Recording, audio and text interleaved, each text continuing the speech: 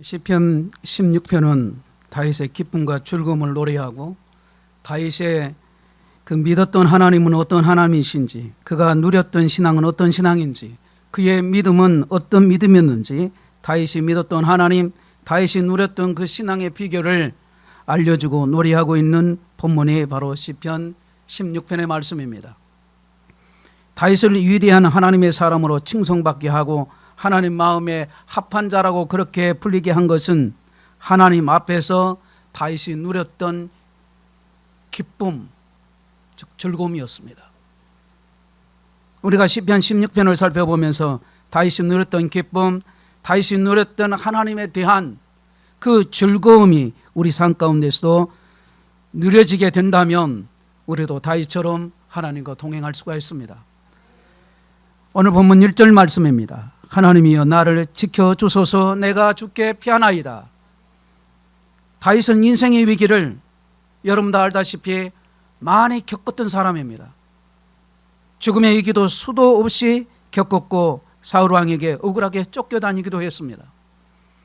아내를 뺏기도 하고 말레나는 자식이 일으킨 반란에 도망가는 순환을 겪어야 했던 그런 모습도 있었습니다.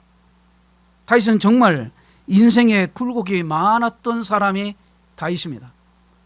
수많은 인생의 길을 걷고 수많은 인생의 굴곡을 통과하는데 다윗은 오늘 본문 1절에서 이러한 고백을 하죠. 하나님이여 나를 지켜주소서. 내가 주께 피하나이다.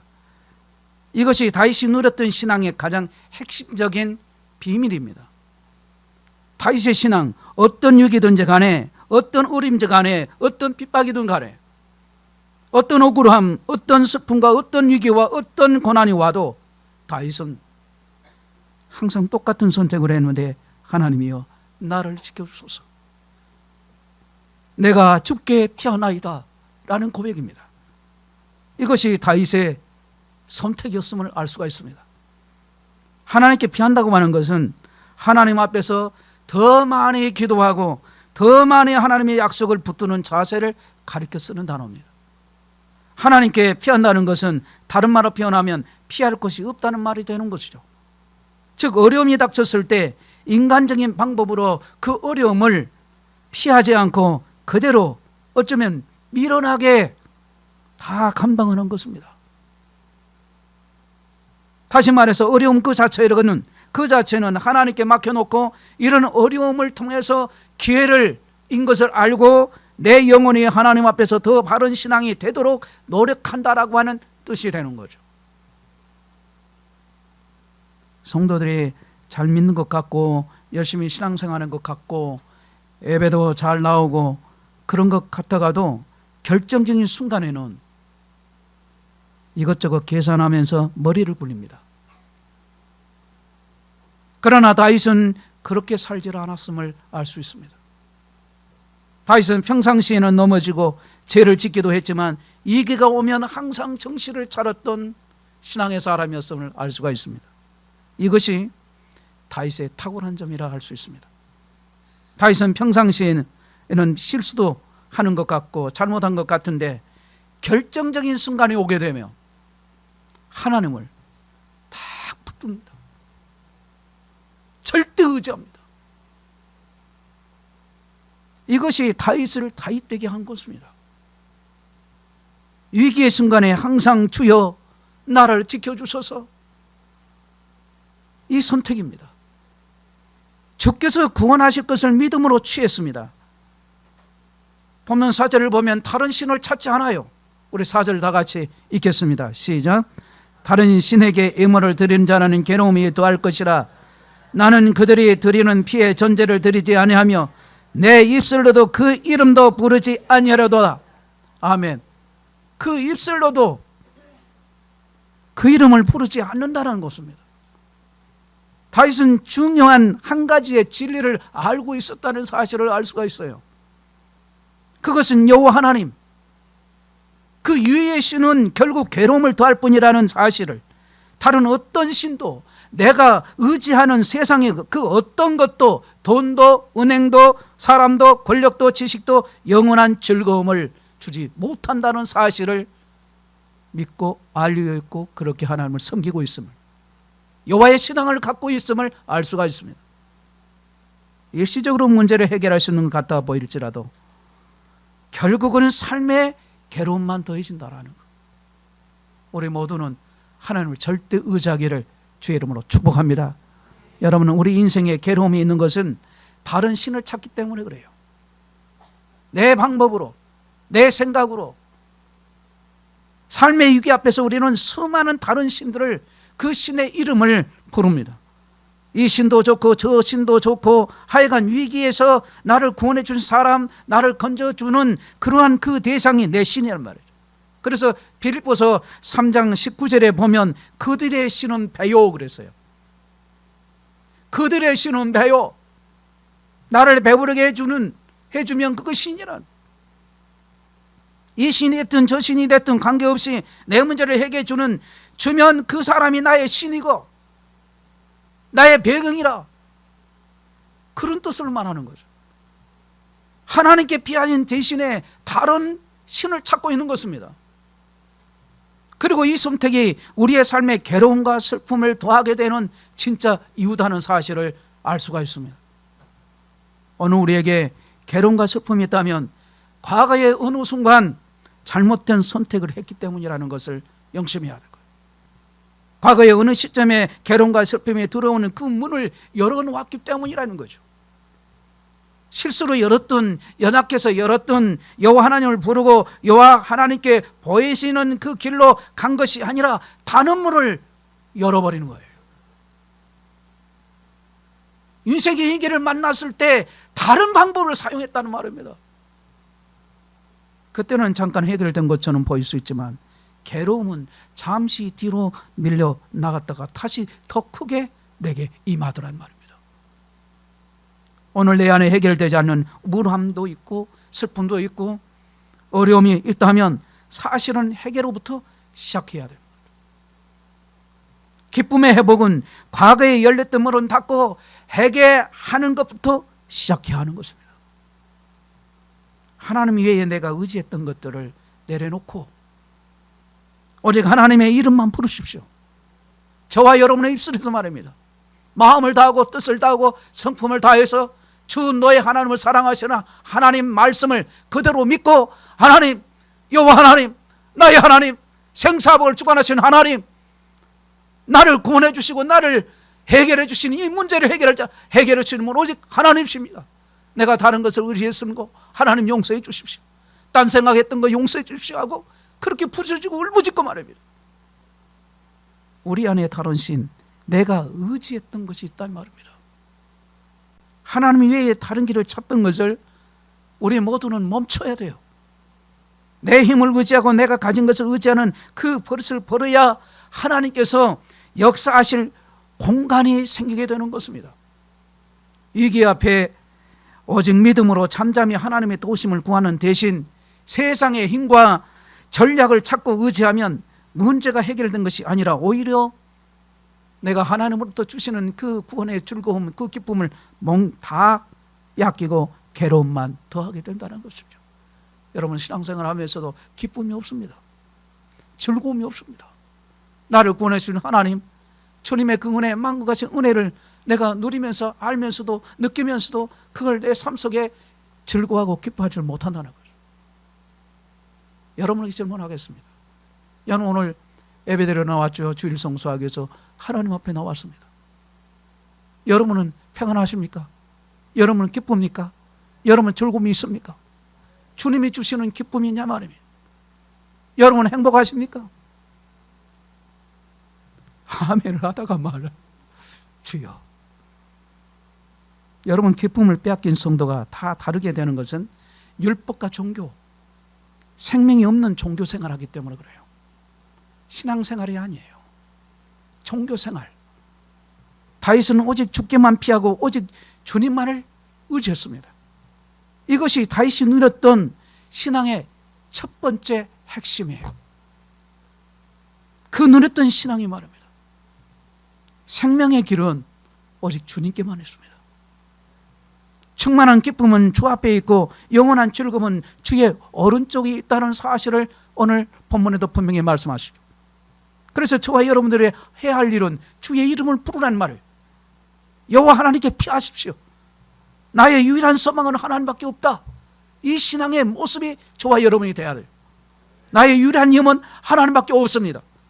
하나님만이 우리의 소망이시고, 하나님만이 나의 피난처요 우리의 피난처시고, 하나님만이 우리의 생명이십니다. 내가 주께로 피합니다.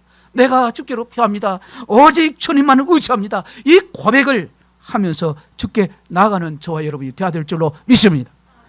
다른 신은 없어요.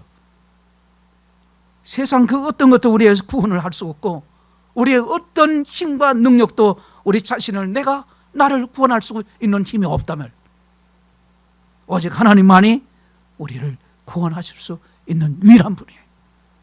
여호와여 나를 지켜주십시오. 여호와여 나를 돌봐주십시오. 이 갈망과 부르짖음이 저와 여러분의 기도가 되기를 주의 이름으로 축복합니다. 2절 다 같이 읽어보겠습니다. 2절 말씀입니다. 시작. 내가 여호와께 아뢰되 주는 나의 주님이시오니 주 밖에는 나의 복이 없다 하였나이다. 아멘. 다윗 신앙의 두 번째 핵심은 바로 2절에 고백한 대로 주 밖에는 나의 복이 없다라고 하는 고백입니다. 이 복을 말할 때 히브리어는 토브라는 단어를 씁니다. 토브라는 말은 우리말로 말할 때는 좋다, 좋은 거, 그런 뜻이에요. 영어로 말할 때는 good 그러죠. 이 단어입니다. 즉 주 밖에는 나에게 좋은 것을 주시는 분이 없다, 이 말씀인 거죠. 시편 16편에 이야기하는 이 다윗의 신앙의 두 번째 핵심은 모든 좋은 것은 오직 하나님께서, 하나님께로부터 온다, 하나님께 주신다, 이 신앙이에요. 하나님께 주시는 것은 그것이 비록 눈으로 볼 때 당장 좋은 것처럼 보이지 않을지라도 항상 나에게 가장 좋은 것, 항상 선하시고 항상 복입니다. 하나님께서는 나에게 나쁜 것을 주신 적이 없어요. 저도 여러분도 그렇지 않습니까? 가만히 생각해 보면 그래요. 나의 신앙을 점검해 보면 그렇습니다. 아, 그렇구나. 하나님 내게 가장 좋은 거 주셨구나. 하나님께 주신 것은 항상 좋은 것입니다. 이 믿음으로 다윗은 이렇게 고백해요. 6절에 내게 줄로 재어준 구역은 아름다운 곳에 있으며 나의 기업이 실로 아름답도다. 이 기업은 히브리어로는 나라라는 단어입니다. 이는 토지, 재산 등 상속받은 유업을 의미할 때 쓰는 단어입니다. 상속받았다는 것은 내가 선택한 것이 아니라 나의 선택과는 상관없이 주어진 것을 의미할 때 쓰는 단어가 상속이에요. 하나님께서 우리 인생에 줄로 재어주신 구역, 내 선택이 아니라 하나님께서 정해주신 것입니다. 쉽게 말하면 하나님께서 주신 거예요. 예를 들어서 인종, 성별, 부모 등 태어날 때부터 줄로 재어준 구역부터 사역, 재산, 가정, 예모 등 살아가면서 누리는 것까지 모두 다 하나님께서 줄로 재어준 구역이에요. 저는 오늘 이 말씀을 묵상하면서 또 말씀을 준비하면서 제 자신의 모습을 돌아봤습니다.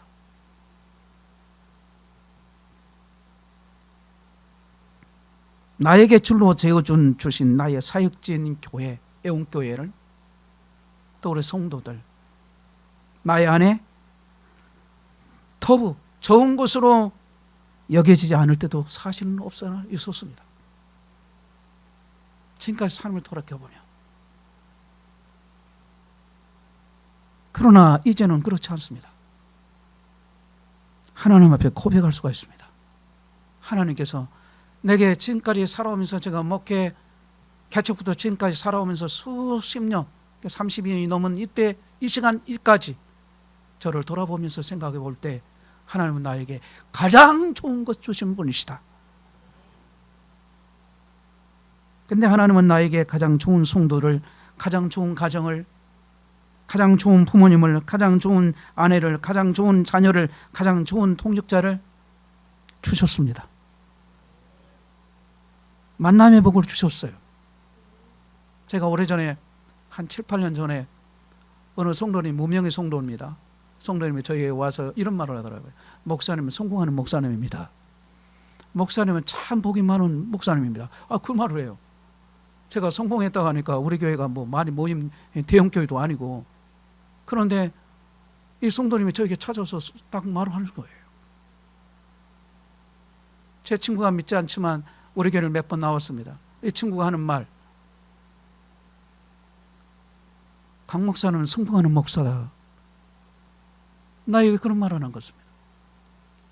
여러분, 이것은 주님의 은혜지 내가 성공했다가 자부할 수 있는 일이 아닙니다. 주님이 하신 일, 그 무명의 성도의 입술을 통해서, 제 친구의 입술을 통해서 저에게 격려해 주시는 하나님의 그런 메시지라는 것을 개인적으로 깨닫는 바입니다. 저는 주님의 은혜죠. 저를 보고 제가 뭐가 잘난 것이 뭐가 있겠어요. 근데 그걸 보고 저를 보고 그렇게 말하는, 주님 앞에서 참고 견디며 살아가 보니 이런 복을 내가 누리고 살구나라는 생각을 해보니 오늘 본문의 말씀을 통해서 너무나도 감사한 거예요. 다시도 이것들을 실로 아름답고 진실로 좋게 여긴 모습을 오늘 본문에서 이러한 고백을 하고 있음을 알 수가 있어요. 왜냐하면 하나님은 토부, 좋은 거, 가장 좋은 거 주시는 분이시기 때문이라는 거예요. 다윗의 기쁨은 바로 여기서부터 왔다는 사실을 알 수가 있습니다. 하나님이 주신 유업을 좋은 것으로, 선한 것으로 받았다는 거예요. 오늘날 어그러진 이 세대는 하나님이 줄로 주어 주신 구역을 아름답게 여기지를 않는 시대 속에 우리가 살고 있습니다. 남자로 태어난 것을 아름답게 여기지 않아서 여자로 성을 바꾸려고 하고, 여자로 태어났는데 남자로 성을 전환하려고 하고, 나에게 줄로 하나님이 재어주신 것을 아름답게 여기지를 않고 오히려 그것에 불만을 품고 줄로 재어주지 않는 것을 오히려 취하려고 욕심부리면서 사는 그런 모습을 살고 있더란 말이죠. 대한민국 국민으로 태어난 거 하는 것을 아름답게 여기지 않아서 나라와 민족을 저주하기도 하고, 부모를 원망하고 환경을 저주하기도 해요. 나를 낳아주신 부모님이 있기 때문에 나도 감사히 여겨야 할 자녀들이 안 해준다고 말이죠. 왜 안 해준 게 뭐가 있어요? 다 해주려고 노력하는데 몇 가지 안 해주니까 그것 때문에 화를 내고 분노하고 짜증을 내고, 분노와 짜증을 그치시기 바랍니다. 그런데 그걸 원망하고 불평하고, 주께서 내게 그 줄로 재어준 구역을 아름답게 여기지 않는 그런 모습을 지금 살고 있는 거죠. 그 결과 우리의 마음에서 기쁨이 사라져버립니다. 기쁨이 떠나서 원망과 고통으로 가득 찹니다. 원망, 불평, 이 악한 생각을 하고 악한 마음이 되어서 악한 마음에서 쏟아붓는 거예요. 또 어떤 경우에는 줄로 지어준 그 구역을 넘어가려고까지 하는 것입니다. 하나님께서 줄로 재어준 것을 아름답게 생각하지 않고 오히려 부족하다고 생각을 하는 거예요. 자기 현재에 대해서 감사할 줄 모르는 거예요. 그러니까 우리의 마음에 만족이라는 게 없고요, 불만과 괴로움과 이런 것만 계속 나오는 겁니다. 감사할 줄 몰라요. 우리 안에 있는 불만과 짜증과 이런 만족을 하지 못하는 마음은 여호와께서 내게 줄로 주신 구역, 그 기업에 만족하지 못하는 것에서부터 오는 것, 이게 불신앙이라. 다윗이 평생 기쁨을 누렸던 것은 하나님께서 나에게 줄로 재어주신 구역에 대해서 아름답게 여겼기 때문이라는 것을 오늘 말씀을 통해서 우리는 지금 보고 있고 깨닫게 되는 거죠. 이 어그러진 세대는 하나님이 줄로 지어주신 것을 만족하지를 않는 시대 속에 살고 있어요. 남자가 여자가 되려고 하고 여자가 남자가 되려고 해요. 선을 자꾸 넘어갑니다.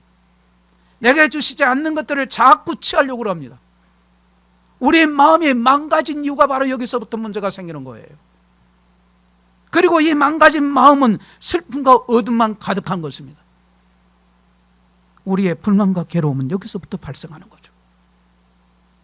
다윗은 하나님께 주신 것을 진심으로 만족하고 기뻐하고 즐거워했어요. 이것이 다윗 신앙의 비밀입니다. 이 시대에 하나님 은혜로 말미암아 우리가 구원받은 하나님의 자녀, 예수 그리스도의 피의 대가로 인하여 피 흘리심으로 내가 구원을 받고 하나님의 자녀가 된 저와 여러분들이 해야 할 몫은 감사해야 돼요. 기뻐하고 즐거워해야 돼요. 행복해야 돼요. 사랑하면서. 할렐루야. 그런데 우리의 삶은 어떠냐 말이에요. 다윗은 하나님께서 허락하신 사람들을 오늘 본문에 보니까 즐거워하고 있어요. 3절입니다. 다 같이 3절 시작. 땅에 있는 성도들은 존귀한 자들이니 나의 모든 즐거움이 그들에게 있도다. 아멘. 자, 다윗은 하나님이 주신 모든 것을 선하다라고 그렇게 믿었는데 그 중에 사람들도 있다는 사실을 알 수가 있어요. 나와 함께 하나님의 사랑을 나누고 함께 하나님의 나라를 세워갈 사람들, 아무리 보잘것없어 보이고 어려워도 그들은 하나님이 이 땅에 두신 성도이며 존귀한 자들이라는 것. 다윗은 하나님이 자신의 인생에 허락하신 사람들을 성도로 존귀하게 여겼다는 사실을 오늘 말씀에서 보게 되잖아요.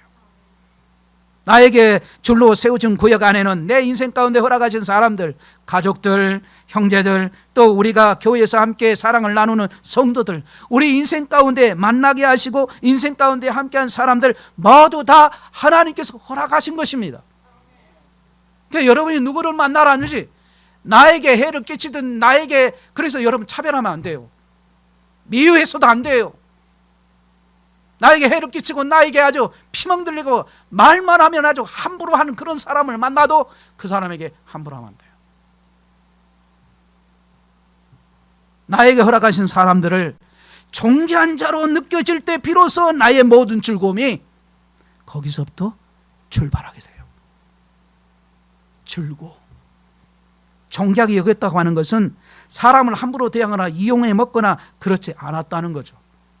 아무리 보잘것없어 보이고 나를 힘들게 하는 사람이라도 그래도 그들을 하나님의 땅에 두신 성도고 존귀한 자고 거룩한 존재예요. 하나님의 형상을 입은 하나님의 사람들이. 어렵겠지만 내 의지를 거슬려서 내가 그 사람을 존귀한 자로 여기고 기도할 수만 있다면 땅에 있는 성도들을 존귀한 자들이니 이 말씀이 이루어져서 그런 존귀한 자가 분명히 될 거예요. 내가 변화되고 그 사람을 품게 되면 그 사람은 변화되고 하나님의 사람으로 분명히 돌이키게 될 거란 말입니다. 이것이 하나님의 기적이에요. 그런데 반대로 하나님 함께 있는 사람들을 불편하게 쓸모없게 여기거나 경쟁에서 이기할 대상으로 여긴다면 마음이 기쁘고 즐거울 리가 없을 거란 말입니다. 존귀하게 여긴다고 하는 것은 사람을 함부로 대하거나 이용하지 않는 거죠. 조금 전에 언급했듯이. 그럼 어떻게, 여러분은 어떻습니까? 여러분의 성별, 나에게 주신 은사들, 능력들, 환경들, 부모, 내가 무시했던 남편이나 아내, 나를 힘들게 하는 자녀들, 나의 교회를 또 정말 좋은 거 복으로 그렇게 생각하냐 이 말이에요. 여러분 그렇습니까? 여러분 하나님이 좋은 것 나에게 주셨다, 터부 하나님 주신 복이라고 그렇게 여기냐 말이에요.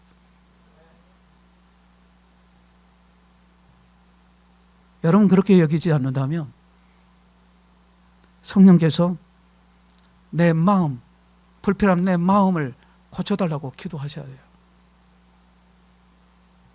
우리 안에는 하나님이 우리에게 주신 것들을 불만스러워하고 우리에게 허락하신 사람들에게 대해서 감사하지 못하고 하는 그런 마음이 다 있습니다. 성령께서 불만스러운 그 마음을 바꿔주시기를 정말 간절히 원합니다. 우리가 간절히 원해서 하나님께 아뢰야 돼요. 기도로 해도 똑같은 기도로 여러분 간절한 마음의 기도와 눈물의 기도와 같겠냐. 간절한 기도가 됐을 때 눈물이 나오는 거죠. 내가 절박했을 때, 이루어갈 소원이 있을 때 간절한 기도가 나오는 거죠. 여러분 우리가 주신 것을 선하게 보기 시작하고 감사하게 보기 시작하고 그럴 때 우리 안에 하나님께서 허락하시는 기쁨과 즐거움들이 충만하게 그렇게 은혜를 베푸시는 거예요. 나에게 줄로 재어주는 구역 하나하나를 감사하다고 고백합시다. 감사라고 하는 것 의지적으로 선택하는 것이고 의지적으로 선택할 때 성령께서는 우리의 감정도 우리의 메마른 그 감정도 다 부드럽게 만들어지고 바른 마음, 그 마음을 정말 사랑하는 마음으로 바꿔주시는 거예요. 그게 내 힘에서 나오는 거 아닙니다. 내가 알고 있는 지식 가지고도 안 돼요. 믿음으로 이렇게 고백합시다. 나를 남자로 태어나게 하셔서 나를 여자로 태어나게 하셔서 감사합니다. 나를 나의 부모 밑에서 자라게 하셔서 감사합니다. 나를 낳아주신 부모님 감사합니다. 내 어머니, 내 아버지 감사합니다.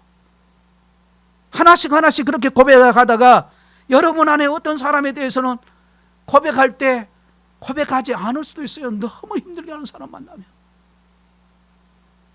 그래도 나에게 이런 남편 주셔서 감사합니다. 그냥 왼수라고 그러죠. 어째 왼수가 남편인지 모르겠어요. 아내인지 모르겠어요. 가장 사랑해야 할 가는데 이 왼수라고 그러더라고요. 뭐 내가 그래도 나 그렇게 왼수라 해도 여러분 이해하세요. 왼수가 평생 왼수가 누구나 그랬더니 남편이라고 그래요. 참, 그래도 그런 남편 주셔서 감사합니다. 아내 주셔서 감사합니다. 우리 목장에 목자 주셔서 감사하고 목원들 주셔서 감사하고 내 속에 이렇게 썩는 그 썩게 하는 그 사람 주님 감사합니다. 따라합시다. 감사합니다. 억지로도 감사합시다. 그런 사람 꼭 있잖아요. 없다고 할 수가 없어요. 꼭 있어요. 그러면 그 사람은 없고 더 기도해. 왜냐하면 예수님께서 말씀하셨잖아요. 그 사람 원수도 사랑하고 원수도 축복하라 했으니 하나님 말씀대로 그렇게 하겠습니다. 그렇게 하다 보면 정말 사랑하게 돼요. 좋은 목사님 주셔서 감사하고 또 저는 여러분 같은 성도님 주셔서 주님께 감사하고 있습니다. 제가 늘 기도해요. 제 딸아이가 이런 말을 해요. 우리 교인들이 너무 좋다고. 그게 왜 어떻게 좋냐? 오래전에 말하는 거예요. 왜 좋냐고 물어봤어요. 그 묻는 이유는 대학을 다닐 때 그 친구들이 목사님 딸, 목사님 아들 그러고 많이 만났어요. 그래서 CCC 가서 만나보니 이게 상황이 달라진 거예요. 아니 내가 제일 가난한 줄 알았더니 내가 부자요. 아리 강목사 집안이 부자요. 거기다 비교가 안 된대. 그 얼마나 고통스럽게 괴로움을 당했는지 그걸 너무 본 거예요. 목사님, 사모님 너무 힘들게 하는 거예요. 죄송해요 이렇게 말해서. 그런데 우리 교인들은 거기는 비교할래야 비교할 수 없는 좋은 교인. 너무 좋다는 거예요. 내가 그 말을 듣고 내가 개인적으로 했어요. 진짜 이게 목회가 성공한 사람이다. 그런 생각을 해봤다니까. 내가 잘나고 똑똑한 게 아니라 주님의 은혜 때문에 가능한 거지. 어찌 딸의 입에서 그 말을 하는 그 말에 너무 감사가 돼요.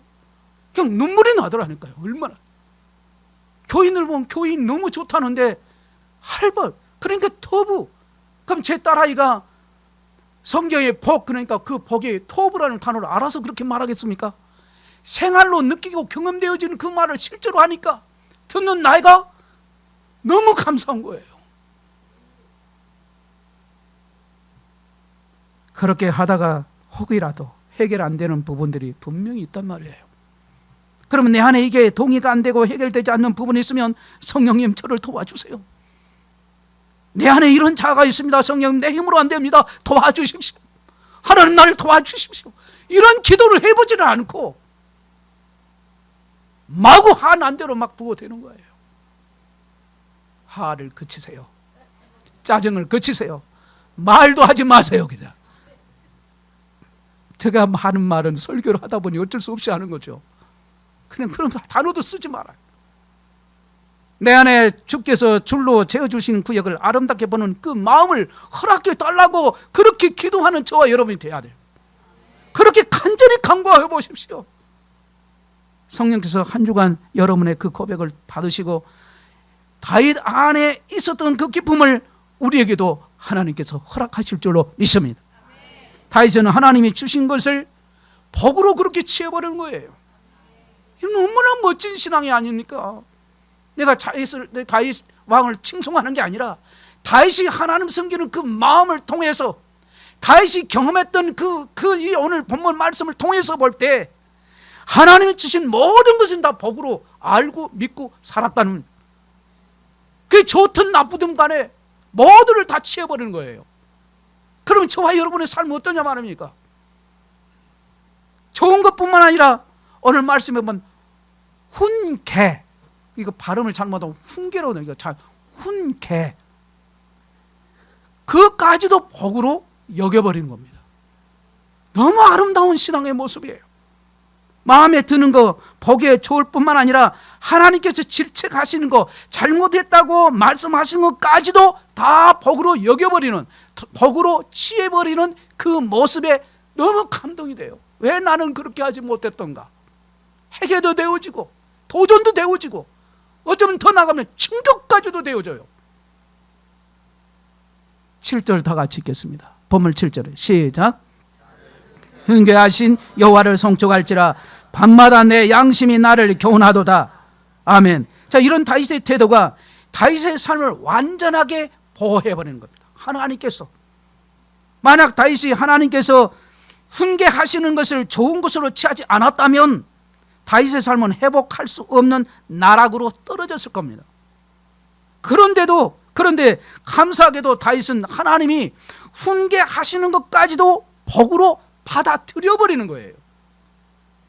여러분, 훈계라고 하는 것이 어떨 때는 우리가 기도하고 말씀을 묵상할 때 하나님께서 우리의 마음을 통해서 역사하실 수도 있습니다.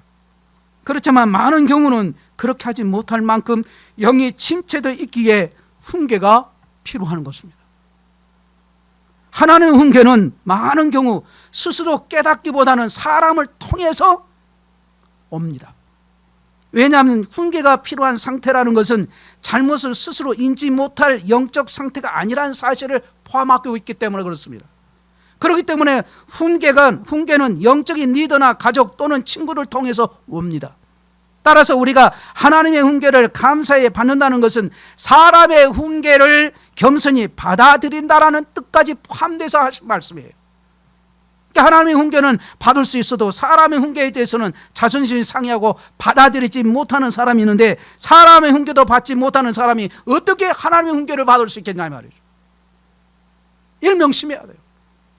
아내가 남편에게 조언하고 충고를 하면 그 친구가 듣기 싫어하는 남편들 오늘 거기서 그치세요. 아내도 똑같이 동반하죠. 바른 말을 하면 그게 듣기 싫어서 덧대 화를 내고 있는 거예요. 가족의 말은 듣지 않는 거예요. 여러분, 사람의 훈계도 받지 못하는 사람이 어떻게 하나님의 훈계를 받겠습니까? 말도 안 되는 소리죠. 훈계를 기쁘게 받느냐 아니냐는 그 사람의 내적 성품으로 하나님의 훈계를 기쁘게 받은 사람은 사람의 훈계 역시 기쁘게 받고 사람의 훈계를 받아들이지 못한 사람은 하나님의 훈계 역시 기뻐하지 않습니다. 사람의 훈계를 받지 않은 사람은 하나님의 훈계도 안 받아요. 받지 않습니다. 여러분, 심한 말을 하지만 하나님 말씀을 가서 전하면 목사님 그는 하나님 말씀이고 나는 내 형편, 나는 다릅니다. 이렇게 말하는 사람을 저는 많이 겪어봤습니다. 여러분, 그렇게 하지 마세요. 일단 하나님 말씀하시면 따라합시다. 하나님 말씀하시면 예. 크게 합시다. 예. 하가 크게 난 사람들은 예가 크게 치고시고 그러시오. 예라고 해야 돼요. 예. 하나님 말씀이 맞습니다. 나는 지금 엉망진창입니다. 이렇게 나가는 사람이 옳습니까? 하나님 말씀이 말씀이고 목사님이 그래서 하나님 말씀을 그렇게 말해버리면 안 돼요. 사람 말을 하게 되면 듣겠습니까? 하나님 말씀을 안 듣는데 사람 말을 듣겠냐고요. 하나님 말씀을 들을 줄 아는 성도 되시기를 주 이름으로 축복합니다. 이거는 저와 여러분 모두가 다 하기를. 사람 훈계를 받아야 할 만큼 영이 눌려 있는데 그런 상태에서 하나님의 음성을 들릴 리가 없단 말이에요. 당연히 훈계받지 못합니다. 사람의 훈계를 받아들이는 것이 중요해요. 다윗이 언제 여호와의 훈계를 받아들였습니까? 나단 선지자가 와서 이야기했을 때입니다. 나단 선지자의 말을 받아들이는 것은 결코 쉬운 일이 아니었다는 것을 여러분이 잘 알 것입니다. 하지만 다윗은 왕이에요. 다윗은 나단의 그 훈계를 하나님의 훈계로 받아버립니다. 나락으로 떠질 수 있었던 위기에서 다윗을 구원한 것은 이의 그 겸손한 태도에서 비롯된 것입니다. 올해 주일학교 중고등부 학생들, 우리 청년들이죠. 자, 저를 봐보세요. 자, 집중. 우리 젊은 층들 잘 들으셔야 돼요. 부모가 말하면은 말한다고 떼쓰고 화내고, 나는 교회 안에서도 봤어요. 눈에 거슬려요. 그래서 잡아가지고 이렇게 하고 싶은데 그냥 가만 놔뒀어요. 전 기도하고. 언젠가 때를 기다렸다가 가만 놔두지 않으니까 도에 지자치면 개인적으로 불러드려요. 그때까지는 제가 기도만 하고 있는 거죠. 겪어보니까. 그러니까 우리 아이들, 부모님이 오늘 이후부터 짜증내지 마. 절대 짜증내려. 할머니, 할아버지, 어머니, 우리 어르신들이 딱 말씀하면 예, 따라합시다. 젊은 층만 예, 공부해라. 그런데 왜 공부해라? 내 인생 내가 사는디 내가 다 알고 있어요. 그러면서 조곤조곤히 말하면 얼마나 좋겠어요. 엄마, 아빠, 내 인생은 내가 사니 엄마 타치 이렇게 부드럽게 말해도 알아들을 건데 성기를 팍 내면서 얘기하면 그럼 나는 화 안 내나? 그럴 때 여러분 화를 같이 내야죠. 그때 내지 마세요. 부모 되신 분들은 기도하세요. 저 아이가 훈계를 들을 줄 모르는, 저 하나님의 음성도 듣지 못하는 저 아이를 내가 가르치지 못한 나가 용서해 주세요. 그리고 그 아이를 위해서 금식하고 기도해야 그 아이가 살아요. 아멘. 그냥 기도하라 하니까 아멘을 안 하고 금식하라 하니까 아멘 하시면 더 좋네요. 여러분, 훈계를 받아들일 때 양심이 정상적으로 작동하기 시작합니다. 사람의 훈계를 받아들이셔서 하나님 앞에 무릎 꿇을 때 비로소 우리의 양심이 정상적으로 작동되면서 그때부터 하나님의 음성이 들려오기 시작하는 거예요.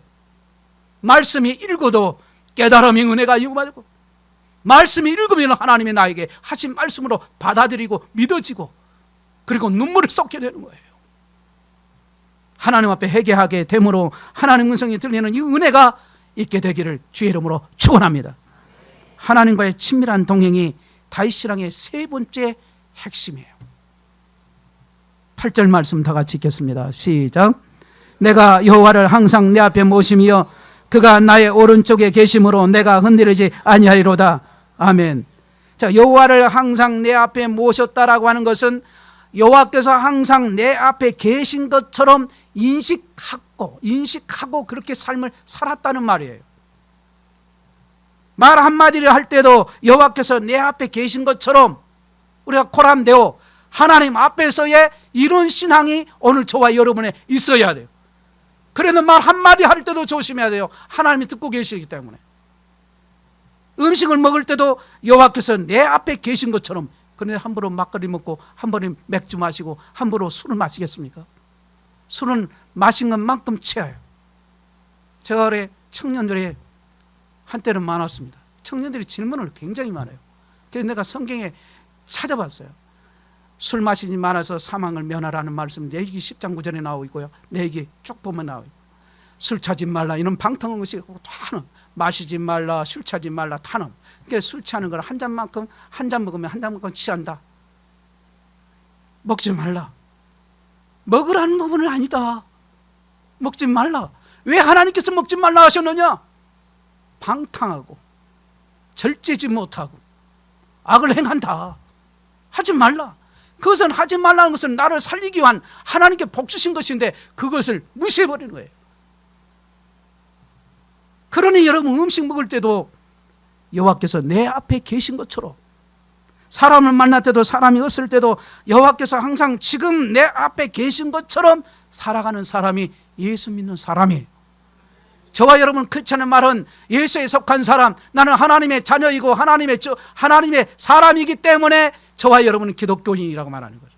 예수님께 속한 사람, 예수님께 속하지 않는 사람이 어찌 하나님의 사람을 말할 수 있겠냐 말이죠. 그러니까 여러분 행동하는 것도, 여러분 말하는 것도, 여러분의 삶도 하나님이 나를 보고 계신다는 이 인식부터 시작돼야 돼요. 여러분 점치러 다니고 다른 거 하면 하나님 안 믿기 때문에 그런지도 않은 거죠. 제가 지시한 표현을 해서 죄송해요. 우상을 숭배하는 것은 망하는 거예요. 그 사람만 망하는 게 아니에요. 나라와 민족도 같이 망하는 거예요. 우리 모두가 다 망해버리는 거예요. 하나님이 섬기지 않으면 우상 숭배하는 거니까. 우상 섬기지 말라, 하나님 신앙 가지 말라 하는데 계속해서 고집 부리는 거, 여러분 그건 망할 때고는 하나님 채찍을 들으면 무섭다는 걸 아셔야 돼요. 아멘. 바로 항상 내 앞에 계시다는 표현이 바로 이 표현입니다. 다만 여호와께서 나의 오른쪽에 계신다고 고백하는데, 이 말은 길을 갈 때 하나님께서 나와 동행하신다라는 그 인식한다는 뜻이고, 내 앞에서라는 하는 말은 여호와께서 지금 여기 계신다는 임재의식이라고 하면, 나의 오른쪽에 계신다는 것은 지금 나와 함께 걷고 계신다라는 뜻으로 말하는 거죠. 나와 나란히 걸어가신 분, 이것이 오른쪽에 계신다는 의미예요. 전쟁에 나갈 때도 출퇴근할 때에도 나란히 걸어가시나, 수술 때 이외에 누울 때도 나란히 계시고, 떨리는 마음으로 시험장에 들어갈 때도 나란히 함께 하신다. 아멘. 그러면 나란히 함께 하신다는 그 의식, 그 믿음이 있다면 평안하고 든든하게 은혜 가운데 모든 일을 할 수 있는 거죠. 그걸 느끼지 못하니까 불안하고 떨고 두려워하는 거예요. 사망의 음침한 골짜기를 지날 때도 오른쪽에서 동행하시고, 황량하는 광야를 통과할 때도 오른쪽에 계시는 겁니다. 이처럼 다윗의 신앙의 세 번째 핵심, 하나님께서 친밀하게 함께 하시는 것이었습니다. 여러분, 우리 자신을 한번 살펴보셔야 되겠죠. 일주일에 한 번 교회 갈 때만 하나님 인식하고, 순간마다 모든 호흡마다 함께 하나님이 함께 계시고 동행하시는 것을 믿고 느끼면서 사는 사람이 저와 여러분들이 되어야 할 텐데, 그렇게 살지 않는다면 우리 회개해야 합니다. 우리 인생 역시 그럴 것입니다. 지금은 광야를 걷고 계십니까? 오른쪽을 돌아보십시오. 여호와 하나님께서 거기 계신 것을 볼 것입니다. 사망의 음침한 골짜기를 지나고 계십니까? 오른쪽으로 돌아보십시오. 나와 함께 걷고 계신 하나님이 거기 계실 거란 말이에요. 매일매일 하나님과 동행하는 자의 삶은 결코 흔들리지 않습니다. 자, 우리 10절 말씀 우리 다 같이 읽겠습니다. 시작. 이는 주께서 내 영혼을 수월에 버리지 아니하시며 주의 거룩한 자를 멸망시키지 아니할 것임이니이다. 아멘. 바로 10절에서 분명한 고백을 하죠. 영혼을 수월에 버리지 않으신다는 것은 내적인 생명을 지금 이야기하고 있습니다. 하나님의 백성은 그 영혼이 결단코 메마르지 않습니다. 우리 영혼은 소망을 잃지 않고 기쁨을 잃지 않고 평안을 잃지 않습니다. 하나님께서는 우리를 멸망시키려 두지 않아요. 지옥 가게 하지 않아요. 예수를 믿는 하나님의 자녀들을 지옥에 보내지 않아요. 구덩텅이 빠뜨리지 않아요.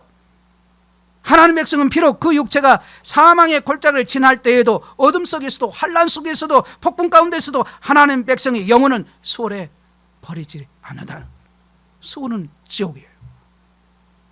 하나님의 백성의 영혼은 빛 가운데 거하고 기쁨과 즐거움으로 충만하게 하시는 것입니다. 다윗의 인생이 그것을 지금 전해주고 있는 것입니다. 살면서 우리 인생 가운데 어떤 일이 있을지 우리는 몰라요. 우리는 모릅니다. 평탄할 수도 있고 광역길을 걸어갈 수도 있고 폭풍에 휘몰아칠 수도 있습니다. 그렇지만 한 가지는 확실해요. 우리의 영혼이 메마르지 않는다. 우리의 소망은 하나님께 있다. 설령 광야 가운데 있을지라도 목마르지 않을 것이고, 폭풍 가운데 있을지라도 흔들리지 않을 것이고, 사망의 음침한 골짜기를 걸어갈지라도 낙심하지 않을 것이고, 결국 하나님께서 우리를 구원하시기 때문에 다윗은 이 말씀을 믿었어요. 하나님께서는 내 영혼을 소홀히 버려두지 아니하신다. 하나님께서는 내 인생을 멸망에 버려두지 않는다. 반드시 구원하신다. 내 영혼은 어떤 경우에도 메마르지 않는다. 내 영혼은 어떤 경우는 낙심하지 않는다. 내 영혼은 어떤 경우에도 소망을 잃지 않는다. 내 영혼은 어떤 경우에도 놀라지 않는다. 이게 다윗의 신앙의 고백이에요. 하나님은 실제로 다윗을 그대로 지키셨습니다. 이 말씀이 저와 여러분의 인생 가운데 이루어지기를 축복합니다. 환경이 어떠하든지 상관없이 다윗처럼 주의 앞에서 살아가는 자, 다윗처럼 주의 오른쪽에 살아가는 자에게는 하늘로부터 오는 기쁨, 나의 기쁨이, 나의 마음이 기쁘고 나의 영이 즐거워하며 내 육체도 완전히 살아가게 되는 하늘의 축복이 임하게 될 거라는 것입니다. 이 축복이 여러분 안에 충만하기를 축복합니다. 말씀 맺겠습니다. 저는 오늘 시편 16편 말씀을 전했습니다. 중요한 것은 우리가 다윗이 누렸던 신앙을 그대로 누리려면 다윗의 고백이 우리의 심령의 고백이 되어야 하고, 다윗의 믿음이 우리의 믿음이 되어야 하고, 우리가 아는 것 많지만 아는 것만큼 기도하지 않고 또 아는 것만큼 살아내지 못하는 그런 불균형을 기도할 때 하나님께서 우리 안에 참된 변화를 일으키시고, 기도할 때 하나님께서 우리 안에 새로운 하나님의 계획도 하나님께서 있게 하신단 말입니다. 그러기 위해서는 우리가 기도해야 할 때 기도해야 합니다. 시편 16편 말씀을 믿음으로 붙잡고 하나님 앞에 기도할 때 성령께서 우리 안에 이 말씀을 내면화 시키신단 말이에요. 이것이 성령께서 하시는 가장 중요한 역할 중에 하나냐. 기도하는 것이 없이는 말씀이 내면화되지 않습니다. 지식으로 비대해지는 말씀이 내 것으로 내면화되기 위해서는 반드시 말씀을 붙잡고 기도해야 돼요. 땅에 있는 성도는 정리한 자라 하신 하나님, 나의 남편이 복입니다. 나의 아내가 복입니다. 나의 자녀가 복입니다. 나의 부모가 복입니다. 여러분 잠언서에 보세요. 아내 얻는 자가 복이 있다고 말씀하잖아요. 제가 헛소리 하는 게 아닙니다. 지금 아내 얻은 자가 복이라고 했으면 예, 복입니다. 나의 아내가 복입니다. 나의 남편이 복입니다.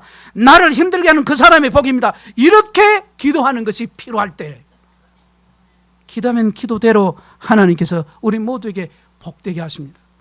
다윗이 내가 여호와를 의지하리로다 그랬으면 그 말씀 그대로 붙잡고 하나님 나도 여호와께 의지합니다, 하나님을 의지합니다 하고 실제로 기도하고 부르짖을 때 다윗에게 역사하셨던 하나님의 영이 우리 안에도 동일하게 역사하신다는 사실을 명심해야 하는 것입니다. 그래서 다윗이 여호와 하나님을 의지했듯이 우리도 하나님을 의지하는 마음을 주시고, 다윗이 누렸던 하나님, 그 하나님에 대한 기쁨과 믿음이 우리 안에도 동일하게 주어지는 하나님의 은혜가 있고, 하나님께서 그런 은혜를 저와 여러분에게 주실 거란 말입니다. 성령께서 주신 감동받은 말씀 붙잡고 기도하는 시간들을 많이 가졌으면 좋겠습니다. 기도하면 할수록 마음도 생각도 생활도 가정도 바뀝니다. 안다고 되는 게 아니기에 그래서 기도하는 거예요. 하나님 내게 힘주세요. 내가 알고 있는 이 말씀이 내 생활에 내가 이루어드려야 하는데 이룰 수 없는 나의 육신의 한계, 이 악한 본성을 내가 깨부수지 않으면 안 되기에 주여 나에게 은혜를 베풀어 달라고 기도해야 돼요. 여러분 예수 그리스도 안에서 얻은 그 구원의 기쁨과 하나님 자녀된 은혜를 이제는 이웃과 나누고, 하나님 주신 말씀을 통해서 내가 변화된 그 모습을 다른 사람에게, 또 하나님 나라를 세상 속에 더욱 실천해 나가는 우리 모두가 되기를 주의 이름으로 축원합니다.